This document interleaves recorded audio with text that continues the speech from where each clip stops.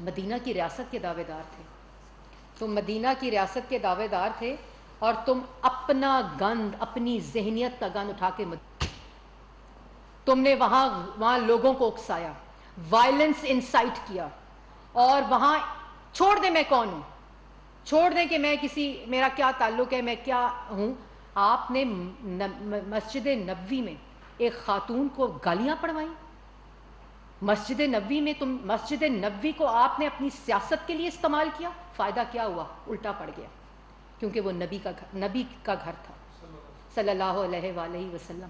اور میں نے وہاں بھی درود شریف پڑھ کے ان کی ہدایت کی دعا کی جس وقت مجھے یہ گالیاں دلوا رہے تھے. آپ نے وہاں یہ وائلنس انسائٹ کر کے اپنے تو ان 4 لوگوں کو راتوں رات برطانیہ کی فلائٹ پر واپس لنڈن بھیج دیا، اور ان غریبوں کو جن کو آپ نے اکسایا سعودی عربیہ کا قانون توڑنے پہ، جو آپ نے وہاں وائلنس اور ہیٹریٹ اکسایا، ان لوگوں کو اگر ان کو آج وہ گرفتار ہوئے ہیں، عمران خان کی وجہ سے گرفتار ہوئے ہیں، کیونکہ یہ سبق، یہ پوری کی پوری پلاننگ عمران خان کے حکم پر ہوئی تھی، اور میں وہاں موجود تھی. معاملہ اللہ تعالیٰ پہ چھوڑا ہے.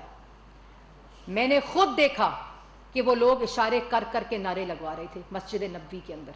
میں نے خود دیکھا وہ لوگ اشارے کر کر کے گالیاں پڑھوا رہے تھے مسجد نبوی کے اندر، جہاں اونچی آواز میں بولنا، جس کے اوپر میں نے وہ آیت بھی کی ہے کہ کیا پتہ تمہیں پتہ بھی نہ چلے کہ تمہارے جو اعمال ہیں اور جو تمہارے انعام ہیں وہ خارج ہو جائیں اور تمہیں اس بات کی خبر نہ ہو. جب وہ تعمیر ہو رہی تھی تو پتھر دور جا کے توڑا کرتے تھے کہ یہ حضور صلی اللہ علیہ وآلہ وسلم یہاں سو رہے ہیں. تم نے اس جگہ کے اوپر اپنی منفی سیاست اور جھوٹ بولتے ہو کہ پلاننگ نہیں ہوئی تھی. میں نے اپنی آنکھوں سے دیکھا کہ یہ لوگ اشارے کر کر کے نعرے لگوا رہے تھے، گالیاں پڑھوا رہے تھے، اور پھر میرے پیچھے آنے کو کہہ رہے تھے اور ویڈیوز بنوا رہے تھے جان بوجھ کر. یہ سب کچھ پلاننگ کے تحت ہو رہا تھا. اور تم کہتے ہو کہ میں نے نہیں کیا اور میں کیوں کروں گا؟ تم اس لیے کرو گے کہ تمہاری ذہنیت ہی یہی ہے. تم نے مدینہ کی ریاست کا نام لے کر لوگوں میں بھوک، افلاس، بے روزگاری اور ملک میں معاشی تباہی کی، کشمیر فروشی کی. تمہاری اصلیت ہی یہی ہے جو تم نے کارنامے کیے ہیں. اور انشاءاللہ آپ کو پتہ چلے گا کہ اس کا جو مکافات عمل ہے وہ کیا ہوتا ہے. اور یہ جو وہاں آج اس قانون کے شکنجے میں آئے ہیں اور جو ان کے پاسپورٹ کینسل ہو رہے ہیں، یہ آپ کی وجہ سے ہو رہے ہیں عمران خان صاحب، کیونکہ آپ نے یہ جو حرکت وہاں کی ہے، یہ آپ کو اس کا پتہ چل جائے گا اس کے کیا اثرات ہیں. اور ایک اور کہ مسجد نبوی کی تاریخ میں یہ اس طرح کی بے حرمتی کا ذکر تک نہیں سنا ہم نے. اور وہاں انہوں نے خاص طور پہ لوگوں کو بھیجا جب ان کو شہباز شریف صاحب کا پتہ چلا، جہاں وہاں پوری پلاننگ ہوئی. اس کی ویڈیوز بھی آپ نے دیکھ لی. اس کے علاوہ جو میں نے اپنی آنکھوں سے دیکھا وہاں، یہ پورا ایک پلان کے ذریعے ہوا. وہاں اشارے کیے گئے، وہاں ڈفرینٹ بلاکس میں ڈفرینٹ لوگوں کی ڈیوٹیاں تھیں.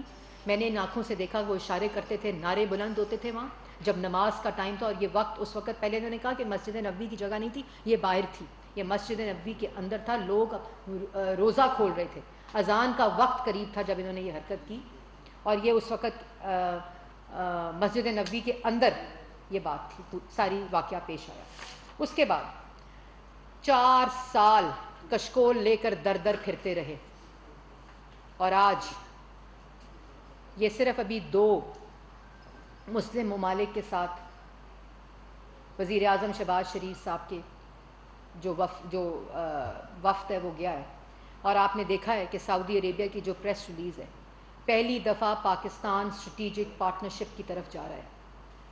اور جو ڈپازٹ کے اندر آگمنٹیشن ہے $3 بلین والی، اس کے علاوہ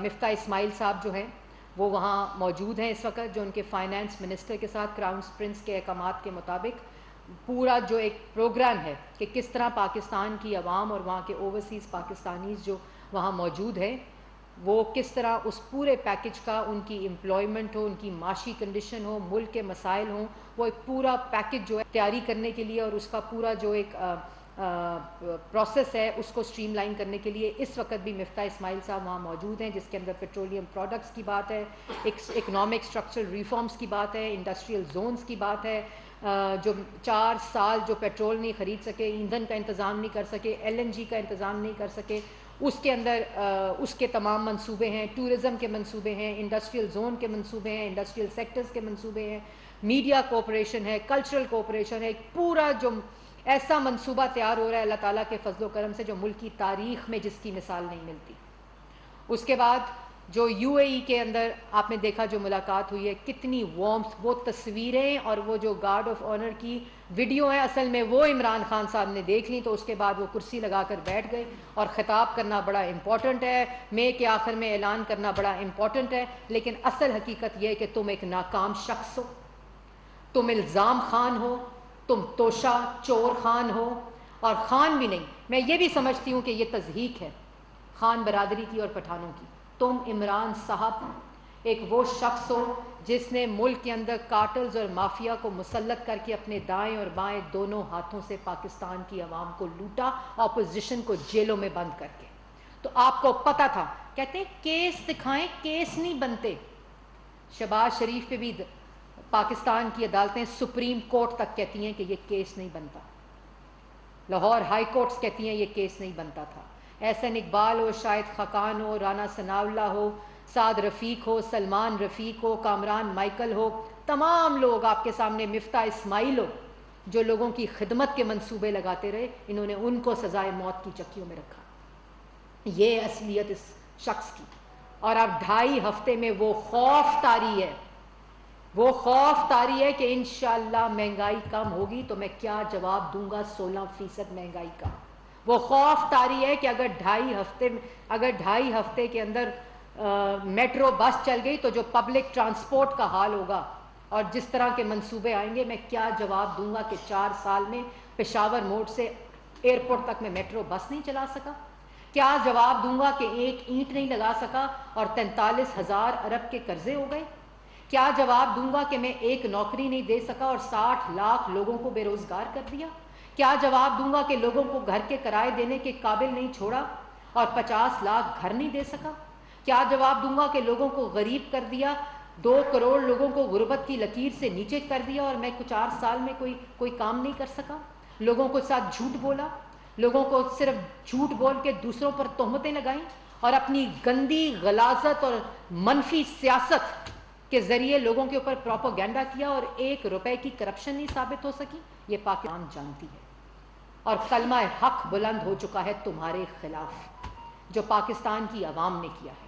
اب پاکستان میں انشاءاللہ دوبارہ سے ترقی ہوگی، دوست ممالک برابری کی سطح کے اوپر انشاءاللہ منصوبے، پارٹنرشپس اور اسٹریٹجک پارٹنرشپس کے ذریعے لائے جائیں گے۔ جہاں تم کشمیر فروشی کر کے آئے، وہاں انشاءاللہ کشمیریوں کے حقوق پر بات ہو رہی ہے۔ تو یہ وہ تمام چیزیں ہیں، اور کہتے ہو نا، میں نے اس دن بھی کہا تھا اور آج بھی کہہ رہے تھے کہ میڈیا نے بلیک آؤٹ کر دیا ہے۔ میڈیا نے نہیں، 22 کروڑ عوام کا تمہارا سیاست سے بلیک آؤٹ ہے، کیونکہ تم نے میڈیا کا بلیک آؤٹ کرنے کی کوشش کی، اور میڈیا کا بلیک آؤٹ کرنے کا مطلب ہوتا ہے کہ خبر پاکستان کی عوام تک نہ پہنچے تمہاری نالائکی کی، تمہاری چوری کی، تمہاری کرپشن کی، چاہے وہ پنجاب ہو، چاہے وہ KPK ہو، اور چاہے وہ وفاق ہو۔ ہر طرف لوٹ مار کی داستان ہے، اور دوسروں پہ لگاتے ہو الزام، اور ابھی چیخیں نکل رہی ہیں۔ یہ جو گاڑیاں ہیں نا، گاڑیاں یہ تم لے کر گئے ہو ساتھ، دوسروں پہ الزام نہ لگاؤ۔ جو الزام لگاؤ گے تمہارے منہ کے اوپر تماچا پڑے گا، کیونکہ اصل مجرم تم خود ہو ان تمام الزاموں کے جو تم نے دوسروں پر لگائے۔ ابھی تو تم نے توشہ خانہ کی ان چیزوں کا جواب دینا ہے جو تم بکسوں میں لے کر آئے، اسمگل کر کے ڈکلیئر نہیں کی توشہ خانہ کے ریکارڈ کے اوپر، اور الزام لگاتے ہو اس شخص پہ جس نے 10 سال توشہ خانہ کی ایک کیل، ایک سوئی اپنے ساتھ نہیں لے کر گیا، جو پنجاب حکومت کے اندر چیزیں ہیں۔ اس لیے